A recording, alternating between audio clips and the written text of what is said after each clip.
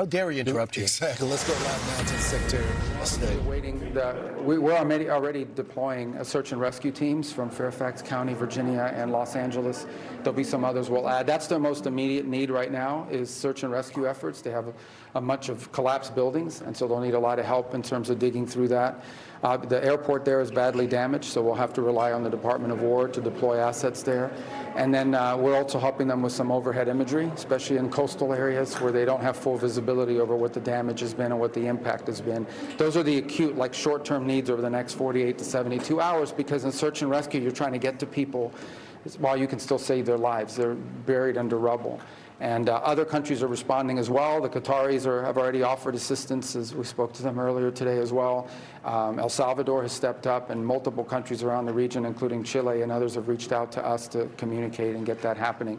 As we move forward with that response, with the sort of the short-term phase of response recovery, the second phase, of course, will be identifying their more longer-term and acute needs. What are the things over the long term they're going to need help with? We'll have a better assessment of that after the next 48 hours when we're on the ground and as the Venezuelan authorities get more visibility as to the level of damage in terms of housing. Where do you put all these people that don't have anywhere to go live? What we can do to help restore or help them restore their communications, their internet, their telecom, and so forth. We'll also have to manage what we expect is going to be a surge of private donation. I can imagine that there's going to be a lot of people from the United States and entities in the United States.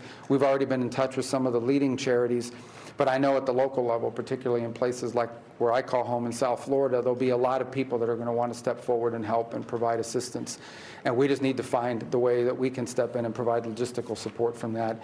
In addition, of course, we've already stood up our disaster response teams at the Department of State and our humanitarian efforts. It's something we did very well in Jamaica after that storm, and it's something we're really prepared to do now. So I've already spoken to Secretary Hegseth. The Department of War is going to have to play a big logistical role here because they have the ability to land in challenging places. Right now, the airport in Caracas is damaged. One of the runways is cracked. And so, but the Department of War has the capability to land in situations like that. So we'll need that. So we have an whole of government response. It'll be big, it'll be fast, and it'll be effective. And of course, obviously, we're in touch through our embassy on the ground where I believe we have almost full accountability of all of our personnel there. And of course, Americans are safe. The last point is we've also, we know there are American citizens that are inside of Venezuela now, so we've also gone through the normal processes that we set up for them to be able to communicate with us in case they need assistance or help. On this visit here, we had a very productive meeting, a very good meeting. I know you hear that all the time. So let me just say it was a really, really good meeting with the Gulf countries. They've shared with us some very concrete concerns, ideas, and when I say concerns, I think the biggest concern is that they really just want to be informed every step along the way as we enter these negotiations at both the technical and political levels.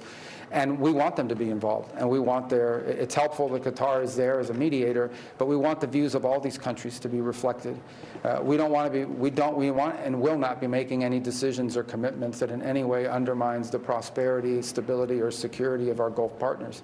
So every step of the way we'll create a system where we are always in communication with them, and they're not reading about it in the media. No disrespect to all of you, but they really should be hearing directly from us and engaged as much as possible in this process as we move forward.